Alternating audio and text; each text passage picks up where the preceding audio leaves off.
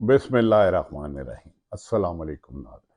मैं हूं आम शहरी आरिफ हमीद भट्टी। मौजूदा हुकूमत के लिए हुकूमत बनते ही बुरी खबरों का सिलसिला शुरू हो गया। हुकूमत चलाना मुश्किल नहीं नामुमकिन हो गया। IMF की सख्त शराइत, हुकूमत ने घुटने टेक दिए। इत्तेहादी हुकूमत में लड़ाई, नवाज शरीफ नाला, पीपल्स पार्टी नाला, MQM की धमकियां। क्या हुकूमत का काउंटडाउन शुरू हो गया? दूसरी तरफ इमरान खान के लिए हालात साजगार होने लगे। अमेरिका समेत पूरी दुनिया ने पाकिस्तान में धांधली ज़दा इलेक्शन पर तनकीद कर दी और इसकी शफाफ तहकीकात का मुतालबा कर दिया। दूसरी तरफ इमरान खान की रिहाई करीब आती जा रही है। इमरान खान और शाह महमूद के खिलाफ साइफर केस की अपीलों की समाअत आज इस्लामाबाद हाई कोर्ट में हुई। इब्तदाई तौर पर जो रिमार्क्स आए, ऐसा लगता है कि इमरान खान को अब ज्यादा देर जेल में रखना हुकूमत के लिए मुमकिन नहीं रहा और इमरान खान ने कहा है कि ये मौजूदा हुकूमत खुद ही गिर जाएगी, इसे गिराने की जरूरत भी नहीं। ये सिर्फ अपने मुकदमात से बचाने के लिए आई है। कहा जा रहा है कि पाकिस्तान की तारीख के सबसे कमजोर वजीर आजम इस वक्त शहबाज शरीफ है, क्योंकि इन्हें लाने वाला कोई और ये हार गए थे। इन्हें जिता तो दिया गया लेकिन अख्तियार नहीं दिया गया, अख्तियारात किसी और के पास है। इन्हें रिमोट कंट्रोल से चला रहा है। चल छोटे बच्चे इस्लाम करेगा करूंगा, भागेगा भागेगा, सोऊंगा सोएगा। और सेनेट में भी आजाद उम्मीदवार हावी हो गए। 40 साल की पीपल्स पार्टी और नून लीग आजाद उम्मीदवारों को वोट देने पर मजबूर। जब जीत अपनी ना हो तो फिर राय भी अपनी नहीं होती। नाज़रीन, इस्लामाबाद में इमरान खान के लिए हालात साजगार होते जा रहे हैं। आज की समाअत का जो हवाल सामने आया है, अगर इसको बराह रास्त नशर किया जाता तो पूरी कौम को समझ आ जाती कि साइफर केस असल में है क्या, इसमें झूठ की बुनियाद कितनी है। ये केस बन ही नहीं सकता। और अगर ये इसकी बराह रास्त होती नशरियात तो इस वक्त इमरान खान को फौरी तौर पर साइफर केस खत्म करने के अलावा, क्वाश करने के अलावा कोई नहीं था। ऐसे ऐसे हकायक सामने आए कि इमरान खान की बेगुनाही खुद अदालत ही बोलने लगी। हुकूमत ने किस तरह राई का पहाड़ बनाया, इस केस को पेश किया। सबसे पहले तो इमरान खान के वकील ने बताया कि इमरान खान पर इल्जाम है कि उन्होंने साइफर की बुनियाद पर कोई साजिश की, जबकि साजिश डोनाल्ड डू ने अमेरिका में बैठ के पाकिस्तानी सफीर को बुलाया, उन्होंने इधर भेजा। उसकी बुनियाद पर खुद ख्वाजा आसफ कह चुके हैं कि कमर जवेद बाजवा ने इमरान खान की हुकूमत खत्म कराई और हमें ISI के दफ्तर में बुला के इंस्ट्रक्शन देते थे। आज जब जेल के समाअत की समाअत देखी तो लोग हैरान हो गए कि हुकूमत ने एक पॉपुलर तरीन लीडर बानी PTI को ऐसे झूठे केस में पकड़ा जिसे ये खुद साबित करने में नाकाम हो रहे हैं। अदालत ने सवाल किया, क्या इस साजिश से मुतल्लिक कोई दस्तावेजात भी पेश की गई हैं कि इमरान खान ने साजिश की? वकील सफाई ने बताया कि ऐसी कोई दस्तावेज नहीं की गई। ख्याल था कि इमरान खान मकबूल तरीन होता जा रहा है, 2/3 मेजोरिटी से जीतेगा, उसे बादुल नजर में किसी ना किसी तरीके से जेल में बंद रखना मकसूद था, क्योंकि अवाम इमरान खान के अलावा अब किसी और को लीडर मानने के लिए अवाम की अक्सरियत तैयार नहीं है।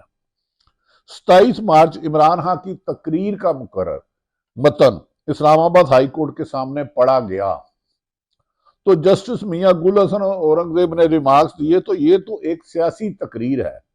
तकरीर में तो हर सियासतदान बुलंदवा बाले दावा करता है, इसमें सबूत कहाँ है, इसमें साजिश कहाँ है, खुदा ना खास्ता मुल्क का नुकसान कहाँ पहुंचा गया है। ये तो हर केस में हर सियासी जमात अपने मर्जी की तकरीरें करता है। वकील सलमान सफदर शाह ने शाह महमूद कुरैशी की 27 मार्च के जलसे की तकरीर अदालत के सामने पड़ी। जस्टिस मियां गुल हसन औरंगजेब ने कहा कि मुझे तो इसका सर पैर ही नहीं समझ आ रहा, ये केस बनता कैसे है। नाज़रीन, इतनी हुकूमत एक्सपोज हुई, ऐसा पता चल गया कि एक मकबूल लीडर इमरान खान बानी पिटी का रास्ता रोकने के लिए ऐसे ऐसे झूठे बेबुनियाद केस बनाए गए جن کیسوں کا کوائش ہونے ضمانت نہیں، کیس ہی ختم کرنے کے علاوہ کوئی آئینی حال نہیں ہے۔ جواب میں سلمان صفدر نے بتایا کہ اس کی بنیاد پر شاہ محمود قریشی جو بانی P T I vice chairman ہیں، شاہ محمود قریشی کو 10 سال کی سزا دی گئی ہے، جس پر کمرے میں سناٹا چھا گیا کہ ایسی بات پر سزا دی گئی جس کا تو 10 سیکنڈ سزا نہیں بنتی۔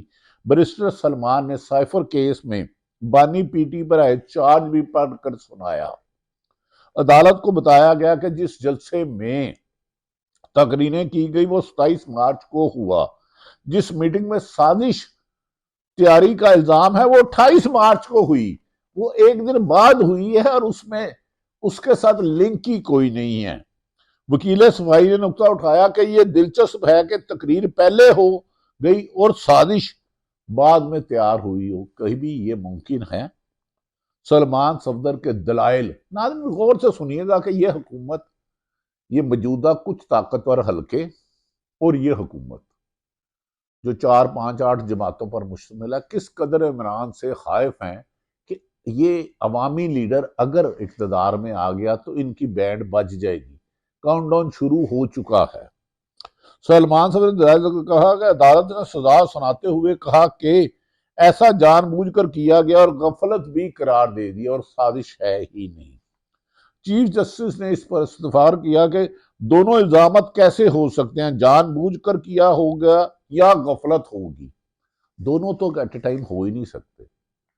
ناظرین آج کی سماعت بھی ایک یادگار سماعت رہے گی اور حکومت کے پلے کچھ نہیں رہا۔ چیف جسٹس نے سوال پوچھا کہ جب کوئی ڈاکومنٹ آتا ہے، کوئی بھی کاغذ آتا ہے تو وہ پہلے سیکٹری کے پاس آتا ہے؟ کیا وزیر اعظم کے پرنسپل سیکٹری کو ہونے والے چیز وزیر اعظم کو موصول ہونا ضروری ہوگی؟ کویسچن مارک تھا اس پہ، جس پر چیف جسٹس نے پوچھا کہ میرے سیکٹری کے پاس کوئی چیز آتی ہے تو وہ میرے پاس آنا تصور ہوگی؟ اس پر بھی کویسچن مارک تھا۔ ناظرین اس ریمارکس کے بعد تو حکومت کے پلے کچھ نہیں رہا۔ سائفر اعتراض ایسا نے جو کہا تھا صفر سے بھی اڑ گیا۔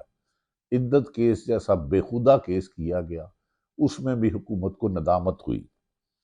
چیف جسٹس نے اس موقع پر ریمارکس دیے کہ بدقسمتی سے 1947 جب پاکستان وجود میں آیا سے گوار جو قانون بنا گیا ہے، گورا جو قانون بنا گیا ہے، گورے نے کبھی یہ نہیں کہا تھا کہ اس میں تبدیلی نہیں کر سکتے۔ وہ جو گورے نے قانون بنائے تھے وہ بیسیکلی مسلمانوں کو غلام رکھنے کے لیے تھے۔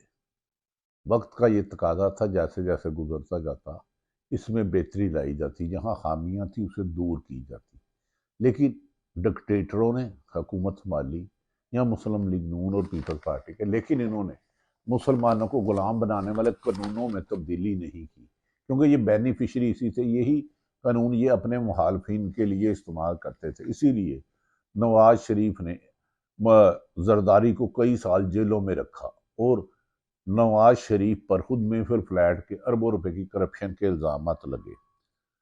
اسی لیے ان کیسوں میں تبدیلی نہیں کی گئی، خامیاں ان کی دور نہیں کی گئی گورے کے بنائے ہوئے قانون پر۔ چیف جسٹس نے کہا کہ ہم گورے کا قانون کہہ کر تنقید تو کرتے ہیں، اس میں خلا بھی بے پناہ ہے، مگر کبھی اس سے بہتر کرنے کی کوشش نہیں کرتے۔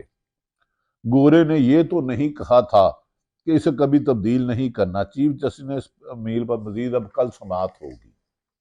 ناظرین اس سے یہ تو ظاہر ہو گیا کہ سائفر کیس صفر ہے، اس میں عمران خان نے سازش نہیں کی، عمران خان کے خلاف سازش ہوئی، پی ٹی آئی کے خلاف سازش ہوئی۔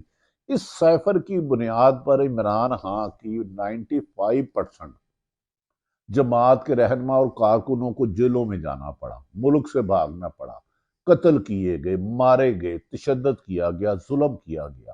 لیکن عمران خان کی آخری طار بانی جیل کو پیغام بھیجا گیا ہے کہ آپ 3 سال چپ کریں۔ انہوں نے کہا 3 سال نہیں، باقی 30 سال زندگی بھی ہے تو حقیقی آزادی کی جدوجہد کے لیے جنگ لڑوں گا۔ اور پیپلز پارٹی اور نون لیگ نے جو چوری کے مینڈیٹ سے حکومت آئی ہے، ان سے جان چھڑوانے کے لیے آخری حد تک جاؤں گا۔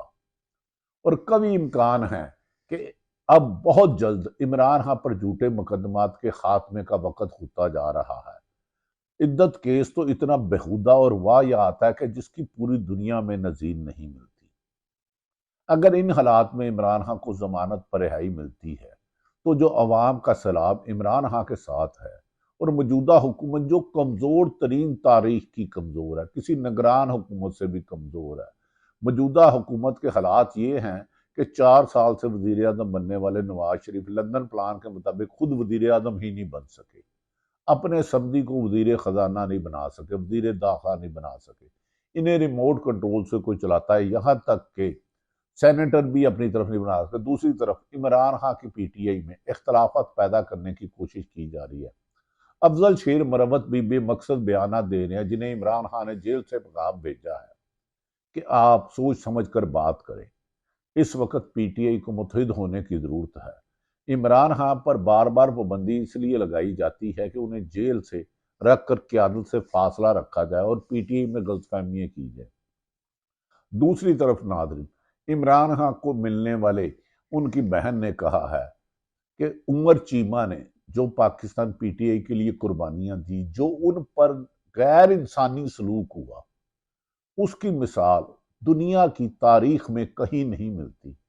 اس کی جگہ زلفی بخاری کو ٹکٹ دینا، یہ عمران خان کے بنیادی اصول اور مفاد پرستی کی سیاست، اور بانی پی ٹی آئی نے ہمیشہ اس کی مخالفت کی ہے۔ کہا جا رہا ہے بانی پی ٹی آئی نے کہا کہ میں جانتا ہوں کہ کچھ گھس بیٹھیے آگے ہیں۔ دوسری طرف ناظرین، ایک اہم ترین خبر کہ حکومت اس وقت اپنی آئینی حیثیت کھو بیٹھی ہے۔ پیپلز پارٹی اور نون لیگ اور ایم کیو ایم میں گھمسان کی جنگ جاری ہے، عہدوں پر لڑائی ہو رہی ہے، نجکاری پر رائے تقسیم ہے، کہنا نا رل مل کے کھائی جاؤ تو اتو شور پائی جاؤ۔ آئی ایم ایف کے ساتھ سخت شرائط پر بجلی کی مہنگائی بم گرنے والا ہے، گیس کی قیمت میں اضافہ ہونے والا ہے، جبکہ علی امین گنڈا پور نے طبل جنگ بچا دیا ہے۔ انہوں نے کہا کہ اب ظلم کا دور بند ہوگا، کے پی کے میں جن جن لوگوں نے مظالم کیے انہیں جواب دینا ہوگا، ہم بدلے کی سیاست نہیں خدمت کی سیاست کریں گے۔ اور صحت کارڈ بحال کر دیا گیا جس پر ہزاروں لوگوں نے 10 لاکھ تک اپنے علاج کرائے ہیں۔ دوسری طرف پنجاب میں مریم نواز کو کوئی نااہل ایڈوائزر صرف فوٹو سیشن تک کروا رہا ہے۔ مریم نواز نے ایک اچھا کام کیا ہے کہ ملکہ بخاری انہیں نام ای سی ایل سے نکال دیا۔ مریم نواز کو چاہیے کہ انتقامی کارروائی کی بجائے جیسے پرویز لائی کی اہلیہ اور مونس لائی کی والدہ کے کاغذ چھینے جا رہے ہیں، کیا پولیس محافظ ہے یا ان سے عوام کو لوٹنے کے لیے؟ انہیں الیکشن لڑنا ان کا حق ہے۔ گجرات ڈی پی او کو فوری طور پر سسپینڈ کرنا چاہیے کہ انہوں نے ان کی پرویز لائی کی اہلیہ اور مونس لائی کی والدہ سے کاغذات چھیننے والے کون تھے؟ مریم نواز اپنی ابھی سیاست میں ابتدا ہے، پہلا الیکشن ہے، وہ گڈ گورنر سے تو ریپوٹیشن اچھی کر سکتی ہیں لیکن انتقامی سیاست سے اپنا مستقبل ختم کر لیں گی۔ انہیں چاہیے کہ پرویز رشید کی بجائے ملکی مفاد میں عوام کی بہتری کے لیے اقدامات کرے، ٹی وی کی کوریج کریں، ان کا حق ہے، لیکن عملی اقدامات کرے۔ جیل میں بڑھتی ہوئی کرپشن، پنجاب پولیس میں بڑھتی ہوئی کرپشن کا خاتمہ میں اگر وہ کچھ حصہ ڈالتی ہیں تو بہتر ہوگا، ورنہ مریم نواز جانتی ہے کہ پنجاب میں بھی مینڈیٹ چوری کا ہے، کسی وقت بھی کایا پلٹ سکتی ہے، جبکہ زرداری صاحب کی موجے ہی موجے ہیں، صدر بھی بن گئے، چیئرمین سینٹ بھی بنوا رہے ہیں، اور ساری بدنامی رسوائی نون لیگ کے ہاتھ میں آ رہی ہے۔ اور سنا ہے کہ نواز شریف نے ٹرنک پیک کرنا شروع کر دیا ہے۔ انہوں نے کہا ہے 4 سال میں نے آس لگائی، میری تو ایم این اے شپ ہی مشکوک ہے، تو وزارت عظمیٰ کہاں ہوگی؟ یہ وہ صورتحال ہے کہ موجودہ حکومت آنے سے پہلے جانے کی تیاری کے لیے، گرنے کے لیے کسی وقت بھی دڑب تختہ ہو کر گر سکتی ہے۔ تاہم اداروں کو بھی چاہیے کہ وہ اب اپنی کریڈیبلٹی کو بہتر کریں، اپنے آپ کو نیوٹرل کریں اور تمام سیاسی جماعتوں سے کریں، اور ملک کی حفاظت کرنے والے جو شہدا ہوا ہے ان سب کو سلام۔ خدا کے لیے شہدا کو اور کسی بھی ادارے کو ٹارگٹ نہ بنائے۔ انہوں میں سے اگر کچھ لوگ آئین سے انحراف کرتے ہیں، غیر قانونی کام کرتے ہیں، تو ان کے خلاف آواز بلند کرنی چاہیے، لیکن سب کا احترام لازمی ہے۔ سیاست میں عوام کا منڈیٹ ہی حقیقی منڈیٹ ہوتا ہے۔